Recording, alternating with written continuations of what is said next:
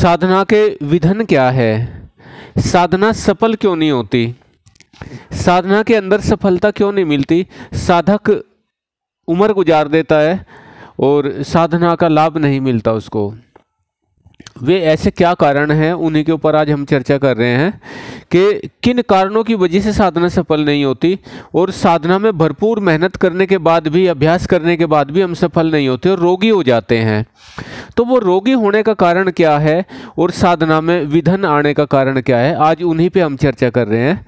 प्यारे साथियों, देखिए ये जगत है, इस जगत में सारी तरह के लोग हैं, चाहे वो अमीर है गरीब है, सभी तरह के लोग हैं। लेकिन उनमें काफ़ी लोग ऐसे हैं जो मनोबल जिनके बहुत अच्छे हैं, मनोबल जिनके मजबूत हैं, ताकतवर हैं, और बहुत से लोग ऐसे हैं जिनके मनोबल कमज़ोर हैं और वो थोड़ी ही देर में ऊब जाते हैं। साथियों, कुछ लोग तो ऐसे हैं जो जिनको हम जैसे शमशान वैराग्य हो जाते हैं। जैसे आदमी किसी के जनाजे में जाता है, किसी की मृत्यु हो जाती है, उसके पीछे जाता है, तो वहाँ पे जाके व्यक्ति बिल्कुल शांत हो जाता है और ये कहता है यार यही सब कुछ है, बस यही मरना है, और उसकी विरक्ति हो जाती है संसार से। अपना फ़ोन बंद कर लेगा और तरह तरह के दूसरे जो उसके पास में माध्यम है, सबसे कुछ समय के लिए वो कट जाएगा और ये कहेगा बस यही सत्य है भाई, मैंने तो अब कुछ नहीं करना और मैं तो सिर्फ और सिर्फ परमात्मा की आराधना करूँगा और मैं कुछ नहीं करता। तो ऐसा जो है, और जब वो वहाँ से आ जाता है फिर अपने बच्चों में आता है, अपने परिवार में आता है, अपने बिजनेस को देखता है और जो भी वो कार्य क्षेत्र उसके हैं उनको देखता है, तो उनमें क्या होता है कि वो शख्स जितना भी उसके मन के अंदर जो उस समय वैराग्य उत्पन्न हुआ था वो धीरे धीरे उसमें कम होने लगता है, और एक दिन ऐसा आता है कि वो पूरी तरह से उस मंजर को पूरा भूल जाता है और वो फिर अपनी ज़िंदगी में वापस आ जाता है। प्यारे साथियों, साधक भी ऐसा ही है। 90% साधक ऐसे हैं जो बड़ी किसी आघात से या किसी बीमारी से या किसी को देख के उसके अंदर इस तरह की भावना उत्पन्न हो जाती है, भाई संसार में कुछ नहीं है और मैंने तो बस परमात्मा के अधीन होना है और परमात्मा को ही पाके रहूंगा मैं। तो ऐसी दृढ़ निश्चय वो कर लेता है कि भाई मैं तो उसको पाके ही रहूंगा, और धीरे धीरे वो साधना में बैठता है और बगैर किसी गुरु के, बगैर किसी, देखो साथियों, जैसे स्त्री को कितने भी आप गहने पहना दो, कितनी भी ज्वेलरी पहना दो, और अगर उसके पास वस्त्र नहीं है तो वो सूनी लगेगी। साथियों, श्रृंगार कितना भी कर ले, कितना भी श्रृंगार कर ले, लेकिन अगर उसका शरीर वृद्ध है तो भी वो सूना ही लगेगा। साथियों, जैसे सूरज के बगैर दिन की महत्वता है, सूरज के बगैर दिन का कोई महत्व नहीं है, चंद्र के बगैर रात्रि का कोई महत्व नहीं है, राजा के बगैर राज्य का कोई महत्व नहीं है। जैसे राजा के बगैर राज्य सूना हो जाता है, ऐसे ही रात्रि के बगैर, वो चंद्र के बगैर रात्रि सूनी लगती है और सूर्य के बगैर दिन सूना लगता है। प्यारे साथियों, ऐसे ही गुरु के बगैर शिष्य सूना है और साधक के बगैर साधना सूनी है। मित्रों, आपको सबसे पहले ये धारण करना है कि मैंने अपने गुरु को ढूंढना है। गुरु इतने सुलभ नहीं है। गुरु आज बेशक आपको बहुत सारे देखते हो, लेकिन गुरु सुलभ नहीं है, गुरु जल्दी नहीं मिलता आपको गुरु, अपने विषय का गुरु आपको ढूंढना पड़ेगा, आपको उसके पास जाना पड़ेगा। प्यारे साथियों, सबसे पहले आप गुरु के पास जाइए, क्योंकि किताबें पढ़ के आप सोचे मैं किताबें पढ़ लूँ और मैं साधना को कर लूँ। साधना किताबें पढ़ के कभी नहीं होती और उसके आपको दुष्परिणाम ही भोगने पड़ते हैं। इसीलिए ज़्यादातर लोग असफल होते हैं, वे सफल नहीं होते। मित्रों, जितना भी ये जीव जगत है, मैंने पहले वीडियो में भी आपको बोला था कि जितना भी ये जीव जगत है सब गुरु परंपरा से बंधा हुआ है। अगर कोई पक्षी भी अपने बच्चों को पालता है तो वो पहले उनको दाना खिलाता है और धीरे धीरे अपने साथ ले जाकर उनको दाना उठाना सिखाता है, दाना चुगना सिखाता है। ऐसे ही जो साधना का मार्ग है, साधना के मार्ग में गुरु ही आपको सारे रास्ते बताता है, जो साधना के विधन है वो गुरु ही आपको बताता है। तो प्रिय साथियों, आपको गुरु का चयन जरूर करना चाहिए, गुरु के बगैर साधना नहीं होती। दूसरे, जैसे मैंने शमशान वैराग्य की बात की, आपके मन में दृढ़ निश्चय होना चाहिए। ये नहीं गुरु के पास गए, गुरु जी बस हम तो ले कंठी माला और आसन और दुनिया भर के जो बाहरी आवरण है, जैसा भाई कपड़े हैं, उसके पास में फिर माला है, फिर आसन है, और भी दूसरी चीज़ें, लोटा आदि आदि बहुत सी चीज़ें हैं, लोग इकट्ठा कर लेते हैं। लेकिन इन सब चीज़ों की भी आवश्यकता नहीं है साधना में। योग मार्ग सरल मार्ग है, सर्वोत्तम मार्ग है। मित्रों, आपने क्या करना है कि जिस व्यक्ति के अंदर ये भावना आ जाए तो उसको क्या करना है, दृढ़ निश्चय कर लेना कि मैंने तो कितने भी आंधियां आए, कितने भी विधन आए, क्योंकि इसमें विधन बहुत आएंगे, जितना भी आपके अंदर आज साधना करने का जोश है, जितना जज्बा है, इस जज्बे को पुराना ना होने देना, कमज़ोर ना होने देना। इस जज्बे को हमेशा रखना, और जितने दिन भी आप साधना करो, हर दिन की साधना से आपको क्या आपके शरीर में महसूस हो रहा है, उस चीज़ को नोट करना है और एकाग्रचित्त होकर आपको साधना की ओर जाना है। मैंने बहुत सी वीडियो साधना के ऊपर बनाई हुई है। आप मूलाधार से और स्वादिष्टान की ओर, मणिपुर, अनाहत, विशुद्धाज्ञा, ऐसे सफ़र करते करते आगे जाते हैं। बहुत सी मुद्राओं का मैंने आपके सामने वर्णन किया हुआ है, चैनल पे वीडियो है, जैसे अश्विनी मुद्रा है, वज्रोली मुद्रा है, और आपकी ताड़ंगी मुद्रा है, आपकी खेचरी मुद्रा है, आपकी सहजोली मुद्रा है। बहुत सी मुद्राओं का मैंने आपके सामने वर्णन किया। जैसे ये धेनु मुद्रा है, अगर आप धेनु मुद्रा लगा के साधना में बैठते हैं और वज्रोली का प्रयोग करते हैं तो साधना बहुत जल्दी सिद्ध होती है। तो साथियों, ऐसे ही आपको जब गुरु से आपने सारा कुछ ले लो और साधना में बैठ गए, तो देखिए 3 तरह के साधक होते हैं। एक तो होता है उत्तम, एक मध्यम और एक अधम। अधम वो होता है जो उसने कभी बस सामने गया, हाथ जोड़ लिया और निकल लिया। एक वो होता है जो मध्यम साधक, वो होता है जो बस सांझ सवेरे उसने अपने सोचा कि हाँ भाई मैं तो सांझ सवेरे जाऊंगा, लेकिन उसका मन कहीं होता है और उसके ध्यान कहीं होता है और उसकी आंखें कहीं होती है, उसको बोलते हैं मध्यम। और साथियों, जो उत्तम साधक है, उत्तम साधक वो है कि जो तन से, मन से अपने आराध्य के, क्योंकि जब तक आपका आराध्य आपके हृदय पटल पर नहीं होगा, जब तक आपका आराध्य आपके जहन में नहीं होगा, आपके हृदय पटल के अंदर उसकी मूर्ति नहीं होगी, उसका चित्र नहीं होगा, जब तक आप समझ लो शून्य हैं। आप किसी को भी आराध्य बनाइए। वैसे तो सत्यम शिवम सुंदरम योग में जो वर्णन आता है वो भगवान शिव का ही आता है, आदिनाथ का ही वर्णन आता है। तो मैं तो कहूँगा कि क्योंकि उसी को समर्पण होना है जाके, भाई लास्ट में भी तो शिव के पास ही जाना है ना आपको, तो शिव को ही अपना सब कुछ मानिए। और सत्यम शिवम सुंदरम, माता भी शिव के अंदर ही है, क्योंकि जो आदि शक्ति है वो शिव से अलग नहीं है। तो आपको जो उत्तम साधक है, उस उत्तम साधक का मैं वर्णन कर रहा हूं कि उत्तम साधक के हृदय में हमेशा प्रभु ऐसे बैठे हुए हैं, उनका ध्यान करिए।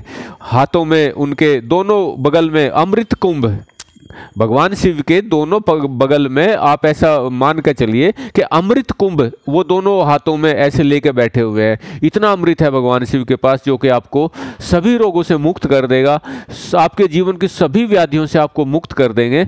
और श्वेतांबर, श्वेत उनका वर्ण है, उनका बिल्कुल दूध के जैसे वो एकदम से गौर वर्ण है प्रभु का। उनके नीरज नैन, उनके नैन बड़े सुंदर हैं। उनकी जो जटाएं हैं वो माथे पे चंद्रमा, हाथों में त्रिशूल और नंदी की सवारी। देखिए, नंदी के बारे में मैं एक छोटा सा वर्णन करता हूँ कि एक बार की बात, जिस समय नंदी भगवान साधना कर रहे थे, अवधूत रूप में थे वो, और वहाँ पे उन्होंने क्या किया, उनको भूख लगी हुई थी, और कहीं शमशान में आपने देखा होगा लोग आटे की वो बना के लेके जाते हैं, तो आटे के जो पेड़े थे उन्होंने 2 पेड़े उनको मिले, और जो चिता थी उसी पे ही उन्होंने उसको थेप के और डाल दिया, और उसमें जब वो 2 रोटी थी, दोनों पक गई, और वो उसको खाने के नाम के जब वो तैयार हुए, ये बहुत पूर्व काल की बात मैं बता रहा हूँ, मैंने कथा सुनी थी अपने गुरुजी से। तो वहाँ पे क्या करते हैं, भगवान शिव आ जाते हैं, शंकर जी आ जाते हैं वहाँ पे, और कहते हैं भाई आओ। नंदी महाराज जब हाथ पर रोटी लेके, सब्जी वब्जी तो थी नहीं, और वो ऐसे जब खाने के नाम के तैयार, तुरंत ही भगवान शिव वहाँ पे आ जाते हैं और कहते हैं भाई भगत मुझे भूख लगी है, क्या आप मुझे खाना खिलाओगे? तो नंदी महाराज जो है दोनों रोटी भगवान शिव को वहाँ पे दे देते हैं। तो फिर भगवान शिव कहते हैं कि भाई तू एक बात बता, तू भूखा है, तूने दोनों रोटी मुझे दी, चल तू मांग ले, क्या मांगे? बोला जी मुझे तो कुछ नहीं चाहिए, ये 2 रोटी तूने लिए मेरी, यही दे दे। बोला अरे भाई कुछ और मांग ले, तुझे पता नहीं मैं कौन हूँ?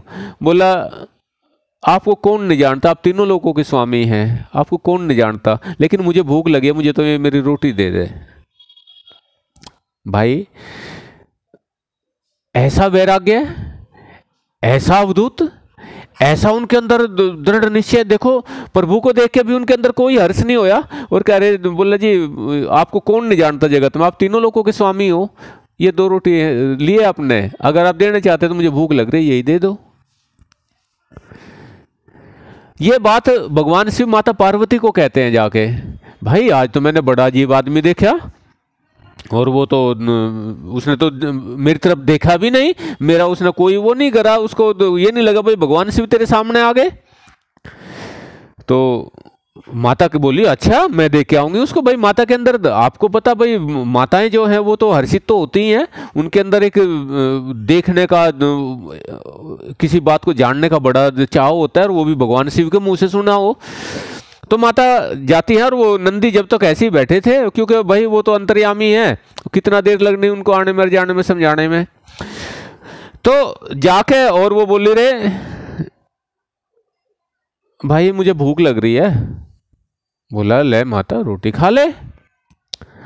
बोली भाई रोटी ले लेती है उससे, और फिर कहती है भाई तू कुछ मांग ले।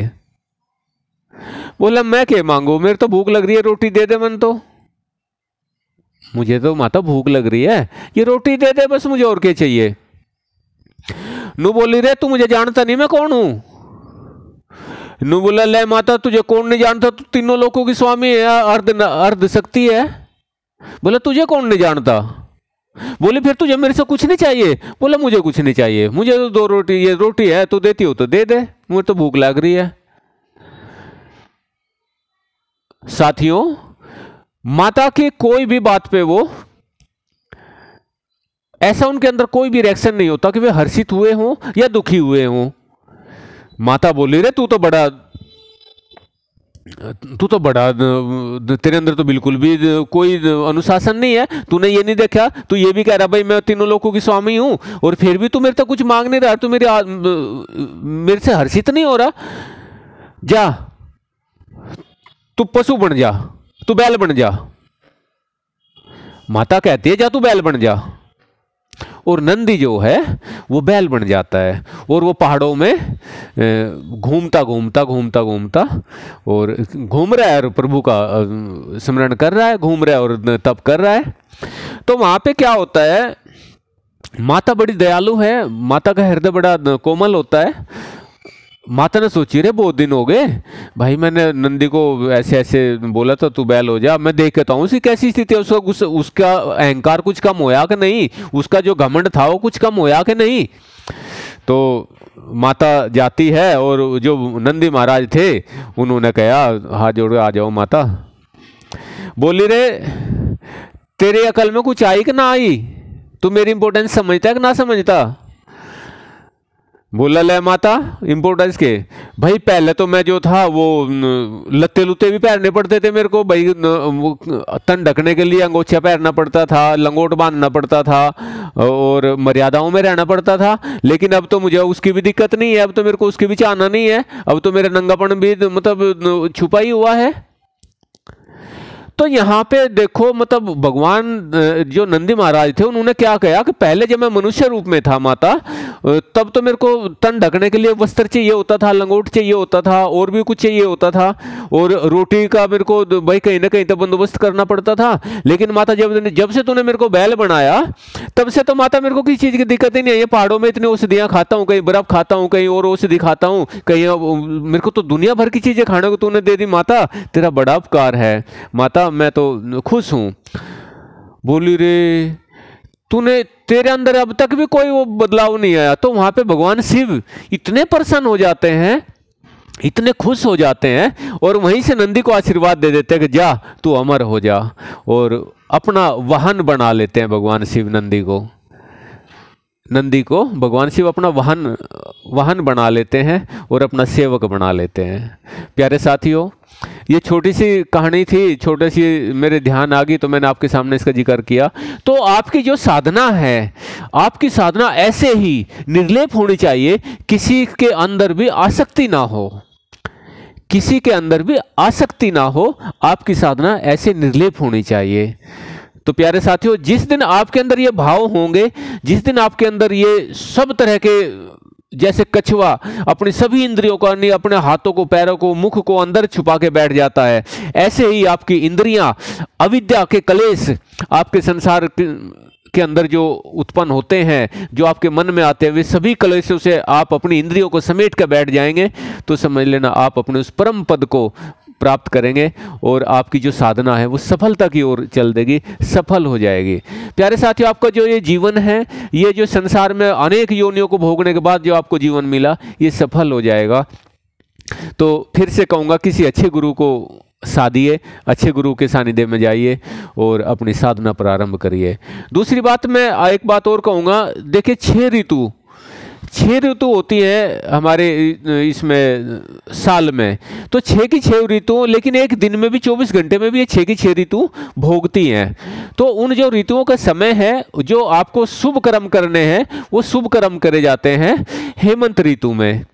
जो आपकी शिशिर और हेमंत का जब मिलाप होता है, उस ऋतु में ये करना होता है। यानी कि आपको जिस दिन आपको साधना प्रारंभ करनी है, उस दिन स्नान आदि करके, गुरु का ध्यान करके, और गुरु के बताए मार्ग से सवेरे 4 बजे से 4:30 बजे के बीच में आपको साधना में बैठ जाना चाहिए। इसलिए मैंने आपके सामने इस वीडियो का निर्माण किया कि आपको, जब तक आप शुभ मुहूर्त के अंदर, शुभ दिन सोमवार का हो, कम से कम सोमवार का दिन जरूर, या फिर पूर्णमासी हो, ऐसे दिन आपको साधना प्रारंभ करनी चाहिए।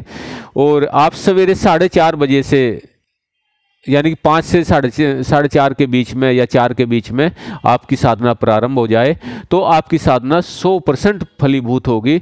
अपने गुरु से आशीर्वाद लेके और आप इस साधना में बैठिए, आपको जरूर सफलता मिलेगी। एकनिष्ठ अद्वैत जो हमारी परंपरा है, हमारी ऋषि परंपरा है, हमारे बड़े बड़े ऋषि मुनियों की, आचार्यों की परंपरा है, एकनिष्ठ, एक भाव, समभाव आपकी दृष्टि रखिए। कोई आपका दुश्मन ना हो, किसी भी तरह से आप किसी से द्वेष ना करते हो, किसी भी तरह से आपको मन में किसी से ईर्ष्या ना हो। आप ऐसी साधना अपने जीवन में उतारिए, और इस साधना में परमपिता परमात्मा की आराधना में, भगवान शिव की आराधना, वैसे तो जो भी आपका आप स्वच्छंद है, जो भी आपका दिल करे आप उनकी करिए, अपने इष्ट को, अपना इष्ट उनको मानिए। लेकिन वैसे तो सब कुछ एक है, जैसे एक सूर्य है, लेकिन वो सब में उसकी रोशनी होती है। सागर में भी उसकी रोशनी है, गागर में भी उसकी रोशनी है, धरा पे भी उसकी रोशनी है, तो आकाश में भी उसकी रोशनी है, चंद्रमा पे भी रोशनी है, तो नक्षत्रों पे भी रोशनी है। तो ऐसे आप जो हैं अपना एक भाव रखिए, और चारों तरफ चल अचल जीव, जैसे जड़ है, चेतन है, और निर्जीव है, सजीव है, जितना भी ये जीव जगत है, सब पे एक स्वभाव रखिए।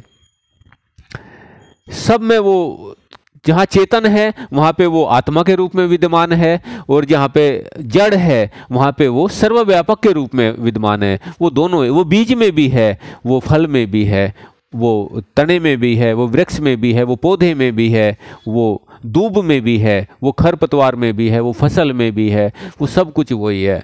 लेकिन आपको अपने विवेक से उसको पहचानना है, और अपने अंतर्भाव में, अपने शोधन क्रिया आदि करके और अपने परमपिता परमात्मा का ध्यान करते हुए और रेचक पूरक कुंभक की सहायता से योग मार्ग पे आके, क्योंकि योग के बगैर संसार में कोई मार्ग नहीं, कोई योग के जैसा मार्ग नहीं है, कुंभक के जैसा बल नहीं है, रेचक पूरक कुंभक। इन चीज़ों को आप समझिए, अपने गुरु से जानिए उसको, और मैं कहता हूँ कि आप अपने परमपिता परमात्मा की आराधना में खो जाइए, इस जीवन को सफल करिए। पशु के जैसा ये जीवन ना हो, पशु के जैसे इस जीवन को ना गुजारिए। आपका धन संपत्ति आदि वो बढ़ेंगे घटेंगे नहीं। अगर आप प्रभु की आराधना करेंगे तो वो बढ़ेंगे, समाज में आपका मान बढ़ेगा, घटेगा नहीं। जितना आप झुकेंगे प्रभु के सामने उतना ही आपका कद बढ़ेगा। ये मेरा विश्वास है कि जितने आप झुकेंगे, जितनी विनम्रता आपके हृदय में आएगी, उतना ही प्रभु के आप नज़दीक जाएंगे, उतने ही आप अपने आत्म कल्याण के नज़दीक जाएंगे। और निर्लेप हो जाइए और अद्वैत की साधना करिए, अद्वैत की साधना करिए। जय श्री राम, जय श्री राम।